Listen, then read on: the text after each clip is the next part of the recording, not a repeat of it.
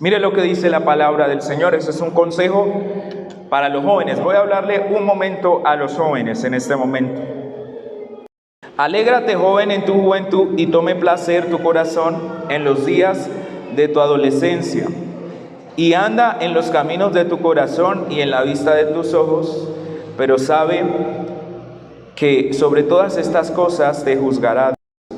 Quita pues de tu corazón el enojo y aparta de tu carne el mal, porque la adolescencia y la juventud son vanidad.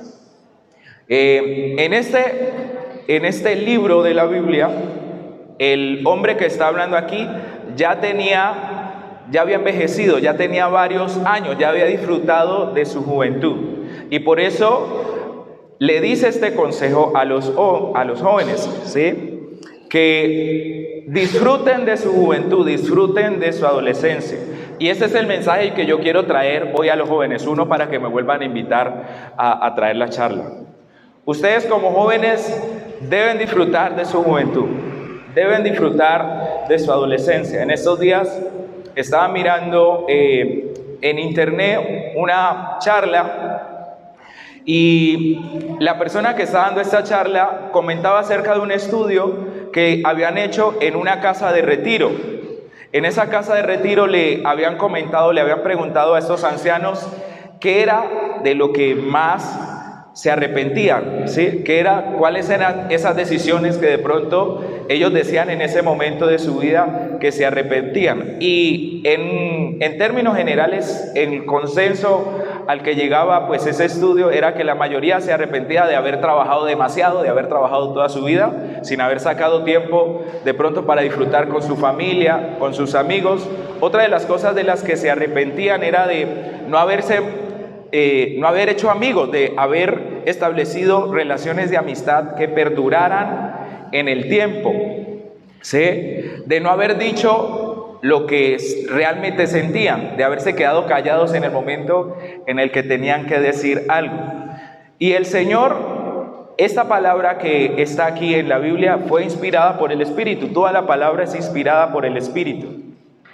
Y el consejo que le da a los jóvenes la palabra es que usted como joven debe disfrutar de su juventud. Dice, si usted quiere mirar, mire. Aleluya. Eso es lo que dice ahí la palabra, ¿sí? Que en la vista de tus ojos, que podemos andar en los caminos de nuestro corazón, lo que sentimos en nuestra alma. Pero que debemos conocer de que Dios nos está mirando, Dios nos está juzgando, Él es el que va a ser nuestro juez. ¿Y por qué quería hablarles de eso? Porque también quería hablarles específicamente de lo que yo he vivido como joven aquí dentro de la congregación. Yo les he comentado parte de mi testimonio a la mayoría de los que están aquí, que yo crecí, nací en la iglesia, y esta ha sido mi vida, todo lo que conozco. Realmente la iglesia ha sido mi vida.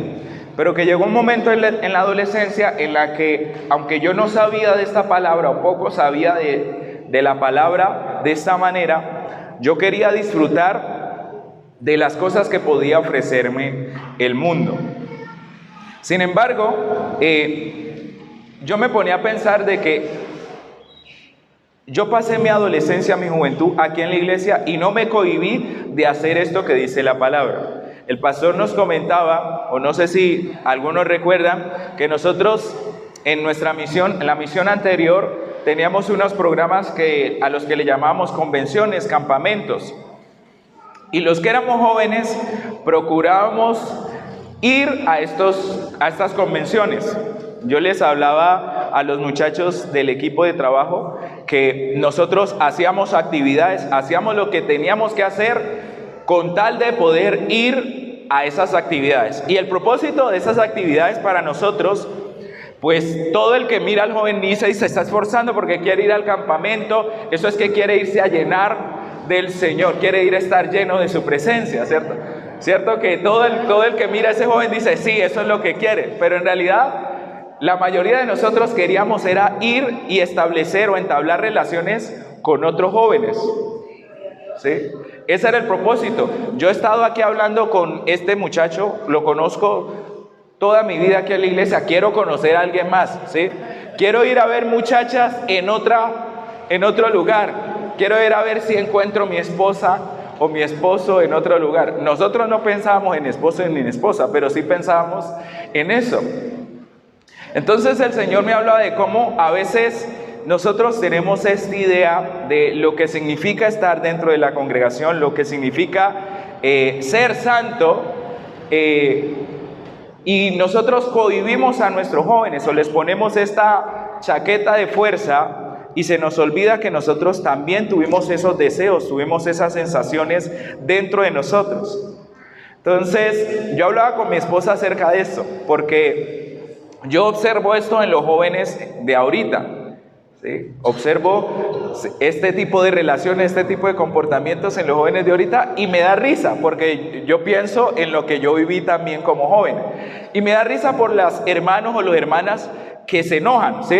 Que se enojan con ellos o que quieren ponerse a pelear con los jóvenes, porque yo me pongo a pensar qué sentido, cuál es el sentido que yo le hallo a ponerme a pelear con una persona que seguramente va a madurar en ese aspecto. Este no es el momento de que él madure en ese aspecto, pero él lo va a hacer, porque todos lo hicimos, aunque hay algunos que, no sé, gloria al Señor, no sé, pero todos lo hicimos. Entonces yo le decía, y hablo siempre con Tatiana acerca de esto, de que yo observo a los jóvenes y me da risa, ¿sí? El otro día estaba allá afuera y les decía que aquí había un arbolito, aquí al frente, había un arbolito que le llamamos el árbol del amor. Sí, porque todos los enamorados estaban ahí en ese palito. No sé si Nelida se acuerda de ese palito. En ese palito se hacían. Entonces nosotros teníamos la costumbre, porque los sugieres de antes, los diáconos de antes eran un poco más estrictos que los de ahora. Ahora se enojan algunos con los encopetados, como les dicen ahora, pero los encopetados de ahorita no le llegan ni a lo estricto que eran los hugieres antes. 1 metro, lo veían usted cerca de otro adolescente, ¡ey! Sepáreseme ahí 1 metro, quiero ver 1 metro de distancia ahí entre ustedes dos. ¿Sí? Entonces yo me reía por eso, y realmente quiero hablarles a ustedes jóvenes es por esto. Todo lo que nosotros hacemos dentro de la congregación nos es lícito, dice la palabra. Esa palabra está, quiero que me acompañen a leerla también. Al libro de 1 Corintios 10, 23.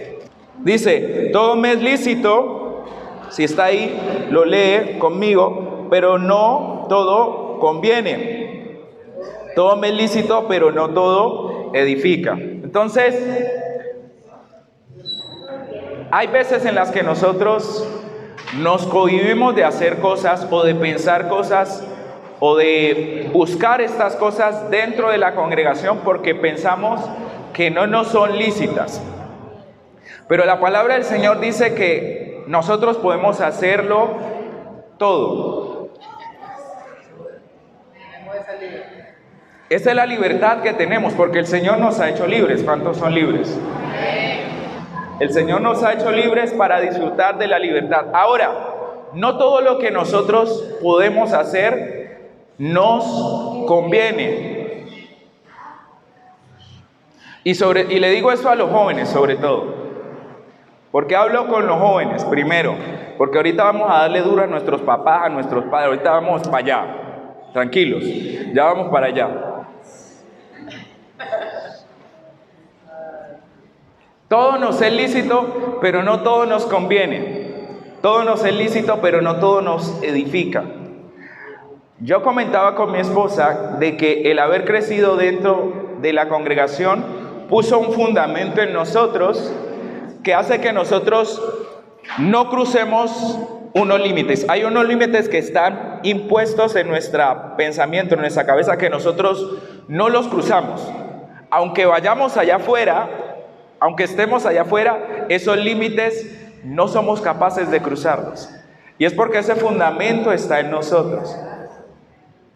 Cuando yo quiero hacer algo, ¿sí? Y yo sé que esto es difícil como adolescente porque uno se deja llevar, como lo dice la palabra allí, por lo que el corazón le dice más que por lo que la mente razona, ¿sí? Lo que es racional, lo que es lógico, lo que me conviene. Es difícil para nosotros como jóvenes hacerlo. Yo tengo que confesarles esto. Voy a confesarles esto para algunos. La mayoría no saben esto. Yo les había comentado que yo tenía ilusión, pues en ese tiempo, de tener una consola de videojuegos. Y a mí eso siempre me persiguió. Y fue una cuestión con la que mis papás tuvieron que lidiar conmigo bastante. Sufrieron bastante conmigo por eso, porque yo nunca dejé de perseguir eso. Entonces, en Tumaco, eso era en la misma cuadra en realidad, porque las cuadras allá son bastante largas. Las cuadras del barrio de la casa de mi abuela son bastante amplias. En la esquina, antes de llegar a la esquina de la cuadra, había una tienda que tenía una máquina. No sé cuántos han visto esas máquinas de arcade.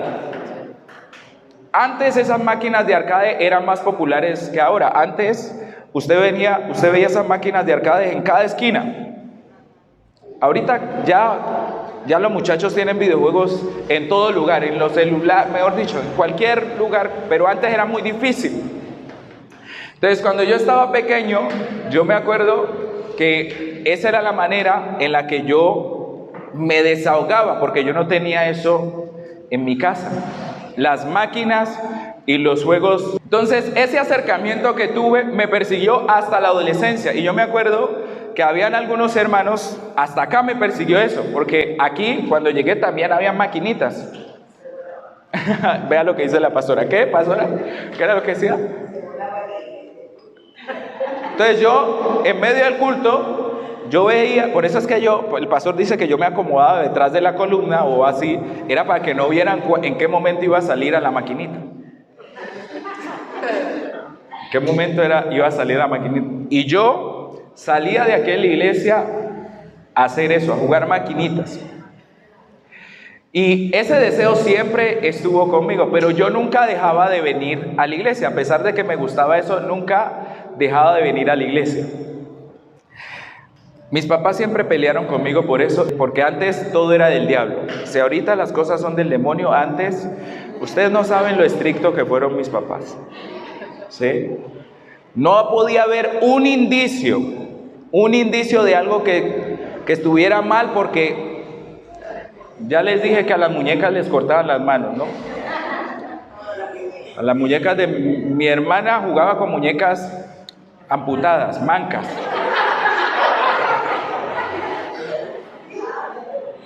Y así eran de estrictos mis papás. Cualquier medio símbolo que estuviera haciendo la muñeca, le cortamos la mano.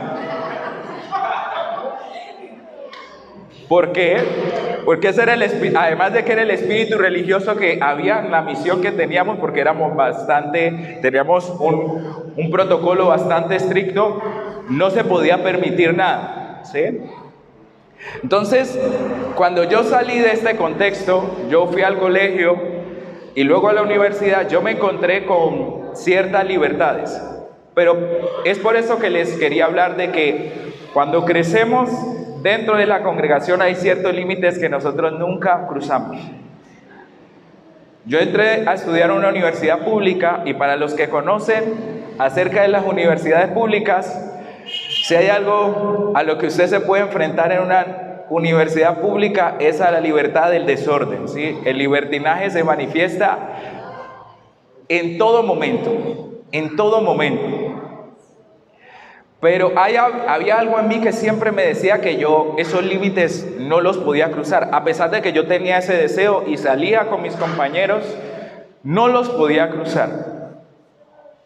Y eso es lo que habla esa palabra, ¿sí? ¿Qué es lo que realmente te va a edificar? ¿Qué es lo que realmente te conviene como joven? El día miércoles estuvimos con el hermano Jairo visitando a una joven que está pasando por un proceso de enfermedad duro, y yo le comentaba acerca de la historia de Job, y muchos de nosotros miramos esta historia como un hombre que mantuvo su integridad, como lo dice la palabra. Pero cuando nosotros leemos el libro de Job, nosotros vemos que Job llegó momentos en los que Fue delante del Señor a argumentar que todo lo que le estaba pasando él no se lo merecía. Fue delante del Señor a quejarse delante de él por lo que le estaba pasando. Y yo me ponía a pensar que el Señor a lo último le dice a sus amigos: Job se ha mantenido fiel. Si él no ora por ustedes, yo no les voy a volver a mirar. Vayan ustedes y pónganse de acuerdo con Job para que él ore por ustedes, para que él presente sacrificio por ustedes. Y el Señor me hablaba acerca de eso, de que nosotros tenemos la libertad y podemos fallar, pero a nosotros no se nos puede olvidar quién es nuestro Dios. No importa la situación en la que yo esté, yo debería, si quiero quejarme, si quiero desahogarme, si quiero reclamar, yo puedo ir a reclamarle a Dios. Tal vez el Señor me responda como le respondió a Job. En el capítulo 38 de Job, el Señor le pega una respuesta a Job que lo deja sentado. Porque él estaba lleno de argumentos y Dios le dice: ¿acaso tú estabas allí cuando yo le puse fundamento a la tierra? Tú no sabes con quién estás hablando, le dice Dios a Job. Pero Job siempre se dispuso a ir a desahogarse, a ir a hablar con el Señor, aún en su momento de dificultad. Y a ustedes los jóvenes quiero hablarles y quiero dejarles esta palabra. La palabra del Señor dice que nosotros somos fuertes. Ahí en el capítulo 12, en el capítulo siguiente que sigue de Eclesiastés, termina ese consejo para los jóvenes. ¿Cuál es la ventaja que tienen los que confían en el Señor desde su juventud? Dice Eclesiastés 12:1: acuérdate de tu Creador en los días de tu juventud, antes que vengan los días malos y lleguen los años en los cuales digas: no tengo en ellos contentamiento. Acordarse del Señor cuando somos jóvenes. En otra versión dice: acuérdate de tu Creador ahora que eres joven. Acuérdate de tu Creador antes que vengan los días malos en los que digas: no da gusto vivir tantos años. Hay gente que en ese momento está esperando su muerte, que está viejo y no tiene ganas de vivir, no tiene ganas de seguir viviendo. Y eso es porque la mayoría no le entregó su juventud al Señor. Eso es lo que pasa cuando nosotros llegamos a viejos y no conocemos al Señor, porque conocer al Señor es un proceso. Yo le decía a mi papá, y yo comentaba con él, porque yo les he dicho que si ustedes tienen preguntas, deberían ir al pastor, porque hay veces en las que el pastor predica y yo no entiendo, y si no entiendo, yo no me quedo con la duda o no voy a buscar internet, sino que voy y le digo: pastor, trate de explicarme otra vez, así como con plastilina, qué fue lo que trató de decir, porque no comprendo. Y yo tenía una discusión con él acerca de el fundamento que se coloca en los jóvenes, en los niños, y de cómo la decisión que nosotros tomamos de seguir a Jesús es una decisión personal. Es una decisión personal. Usted puede obligar a su hijo a hacerlo, y debería hacerlo, porque como lo dice el pastor, mientras esté en su círculo, usted es la autoridad sobre su hijo. Pero lo que nosotros, ahora sí lo puede decir, nosotros como padres debemos hacer. Ahora sí lo puedo decir.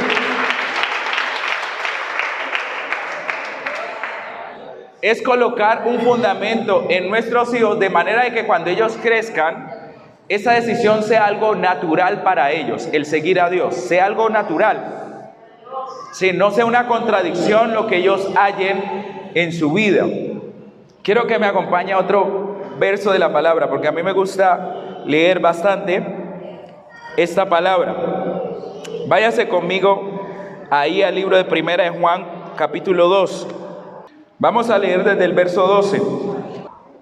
Dice: os escribo a vosotros, hijitos, porque vuestros pecados os han sido perdonados por su nombre. ¿El nombre de quién? El nombre de Jesús. El verso 13 dice, os escribo a vosotros, padres, porque conocéis al que es desde el principio. Os escribo a vosotros, jóvenes, porque habéis vencido al maligno. Os escribo a vosotros, hijitos, porque habéis conocido al Padre. Mire lo que termina diciendo este capítulo. Os escribo a vosotros, padres, porque habéis conocido al que es desde el principio. Os escribo a vosotros, jóvenes, porque sois fuertes y la palabra de Dios permanece en vosotros y habéis vencido al maligno. Dice el verso 15, no améis al mundo, ni las cosas que están en el mundo. Si alguno ama al mundo, el amor del Padre no está en él. Porque todo lo que hay en el mundo, los deseos de la carne, los deseos de los ojos y la vanagloria de la vida, no provienen del Padre, sino del mundo. Y el mundo pasa y sus deseos, pero el que hace la voluntad de Dios permanece para siempre. Esa es la palabra que debería afirmarnos. A mí no me gustaría morir. No ahorita, sino ya de viejo, digo, específicamente. Yo les he dicho, antes cuando tenía menos de 30 años, decía, ojalá que el Señor venga antes de que yo cumpla 30. Así me voy al cielo joven. Así me voy al cielo de 20 años. Pero yo tengo una esperanza, yo siempre he tenido este deseo en mi corazón y es poder ver al Señor venir, poder encontrarme con el Señor en las nubes, no tener que morir, ¿sí? Para ver al Señor, sino que yo pueda ver ese acontecimiento estando vivo. Ese es mi deseo, ¿sí? Ojalá que el Señor, por eso ojalá que no pase los 32 años, que el Señor venga este año. ¿Qué pasó? Nos vamos todos, ¿cuál es el problema? ¿O tiene algo que hacer? ¿Tiene algo mejor que hacer aquí en la tierra?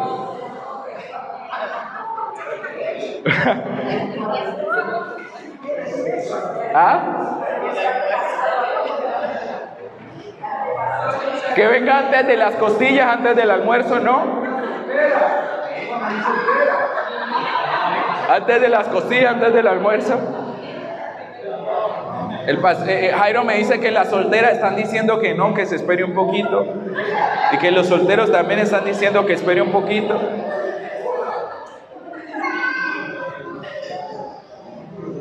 Hay un consejo aquí para cada persona, para los niños, para los jóvenes, para los hijos, para los padres. Y ahorita quiero hablarle a los padres. Ahora sí, muchachos, viene lo especial.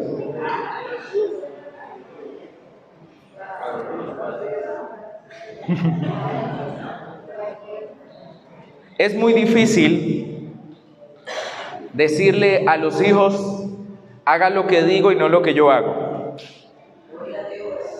Es muy difícil.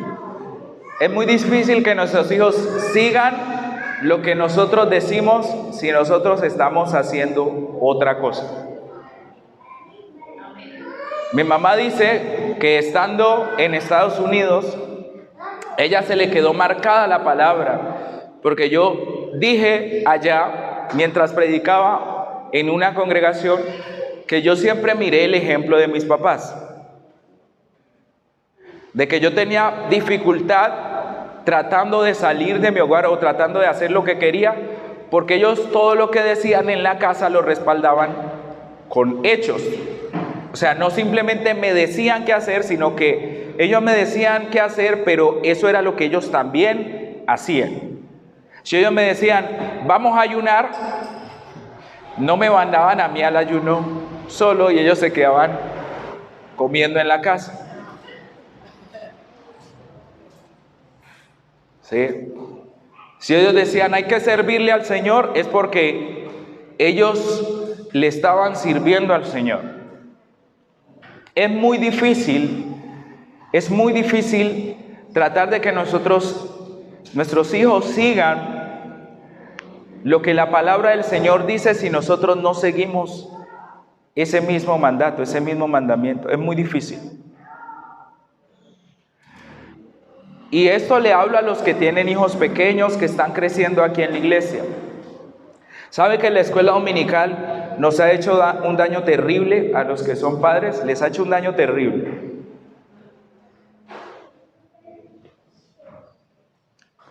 La escuela dominical nació, ¿sí?, y fue establecida en la iglesia por una persona que quería ayudar a los niños que no tenían padres, niños huérfanos.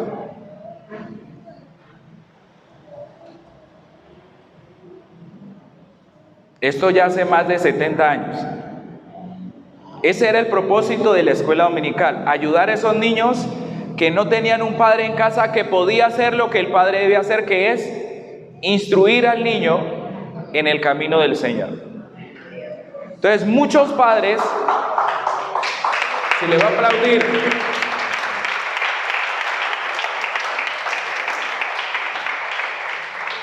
¿Por qué digo que la escuela dominical nos ha hecho un daño? Y yo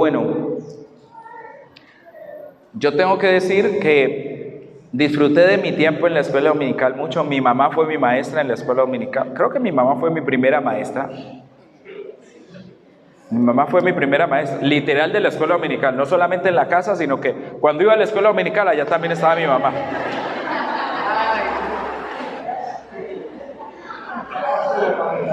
¿Cómo ve ahí?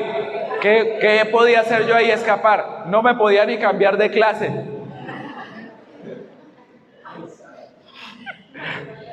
Eso fue algo bueno, ¿sí? Yo ahora lo veo como algo bueno, ¿sí? Por eso es que yo les digo que yo ahora no creo lo de los pastores y este amor que tienen para los niños, esta ternura que ahora les sale, les florece para los niños. Es que sea creyente, dice el pastor. Sí. De los dos, el más estricto era mi papá, pero mi mamá no se quedaba atrás. En la escuela dominical nosotros venimos a reforzar el conocimiento que ya tenemos, que es todo el tiempo en la casa. Hay padres que no son capaces de preguntarles a sus hijos: ¿usted qué ve en la escuela dominical hoy? ¿Qué tema vieron hoy en la escuela dominical? ¿Qué aprendió hoy? No. Y peor que eso, sabemos que esos maestros están ahí matándose todos los domingos con esos niños. Todos los domingos. Y al final del año ni siquiera el bonito. Venga, mi hermano. Venga, mi hermano, usted que ha cuidado de mi hijo todo este año.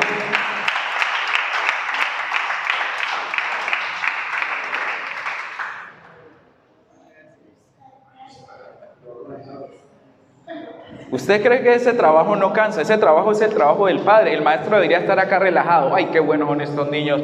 Vienen bien formaditos desde la casa, pero no es así. Les toca a ellos, sí, complementar. Debería ser un complemento, pero ese complemento, sí, termina siendo 90-10. Así termina siendo la mayoría de eso. Hoy estamos aquí porque hemos dicho que este año es el año de nosotros, de la conquista de nuestra familia, porque qué bueno que nosotros, si hay algo que podamos ganar, sea nuestra familia.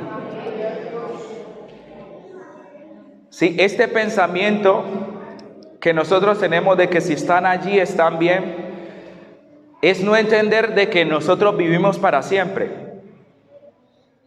Todos los que nacemos en esta tierra vamos a vivir para siempre, bien sea en condenación o en vida eterna, pero nuestra alma no muere.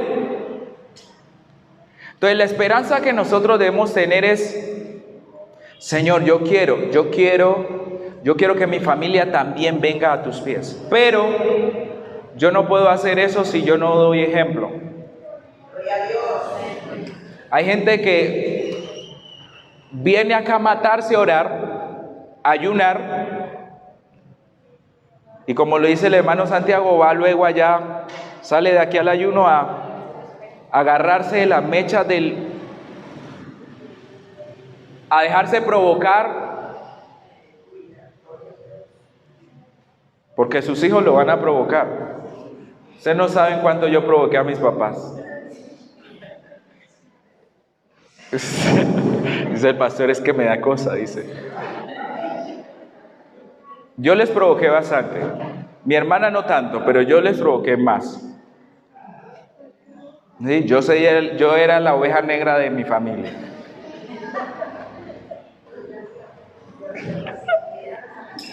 Yo era la oveja negra de mi familia. Aunque todos eran negros, yo era lo lógico, ¿no? Era lo lógico. Era lo lógico. Pero yo salí un poquito más manchado. Más manchado. El mensaje para los padres. El mensaje para los jóvenes. No amar al mundo ni las cosas que están en el mundo.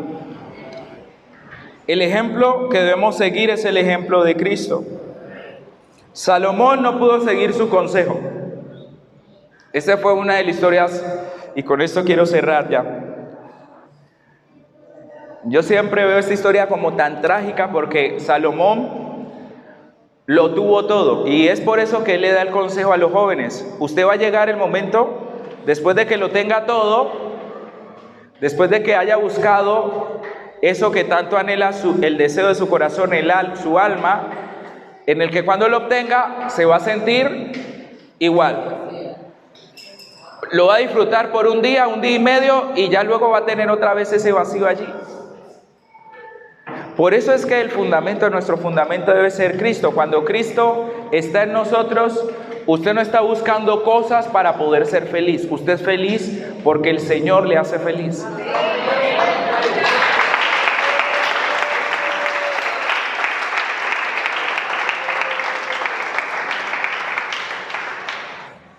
¿Sí? En cuanto a carácter, yo soy más parecido a mi papá en realidad.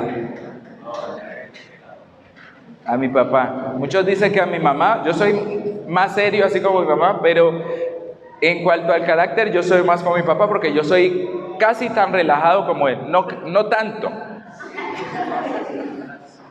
No tanto, pero sí. Porque yo no me preocupo, porque yo sé que Dios está conmigo. Yo no tengo de qué preocuparme. Mi esposa se preocupa bastante. Yo le digo, usted se preocupa todo lo que tiene que preocuparse por los dos. Yo, mientras tanto, soy esa voz de calma, de paz. Mi amor, todo va a estar bien. Pero es que mi amor, todo va a estar bien. El Señor está con nosotros. No ha estado el Señor con nosotros hasta ahorita. ¿Por qué el Señor habría de abandonarnos ahora? No. Entonces yo no ando buscando la felicidad en cosas materiales ahora porque ya creo que ya viví todo. Aleluya. Todo lo que te podía disfrutar, lo disfruté siendo joven. Todo. Sí, todo lo que usted se puede imaginar, todo. Todo lo que pude obtener, lo obtuve. Todavía anhelo cosas, pero sé que detrás de esas cosas hay una felicidad momentánea, así que no me preocupo, no me estreso, no dejo que eso determine mi estado de ánimo, ni lo que soy, porque sé que en el momento en el que el Señor lo tenga preparado para mí, vendrá. ¿Qué es lo importante? ¿Qué es lo verdaderamente importante? Nuestra casa, nuestra familia. La salvación de nuestras almas, eso es lo verdaderamente importante. Por eso, a los que están aquí como jóvenes y a los que son padres, traigan a sus hijos a la iglesia. A los jóvenes, salgan entre ustedes. Yo les decía, con los muchachos del grupo de alabanza les decía, ¿ustedes por qué no programan salida? Porque yo siempre tengo que programar la salida de ustedes. Yo ya estoy muy viejo. Yo no tengo tanta energía como ustedes para salir así todo el tiempo. Háganlo entre ustedes. ¿Por qué les digo esto? El pastor lo ha estado comentando y yo estoy viendo un espíritu renovado en los jóvenes que están ahorita. A mí realmente me sorprende mucho lo que están haciendo los jóvenes ahora. Porque a la edad que tienen ellos, yo no hablaba como hablan ellos. Mayra sabe que nosotros a los 13, 14 años, no, nosotros, si hablábamos era ahí entre nosotros.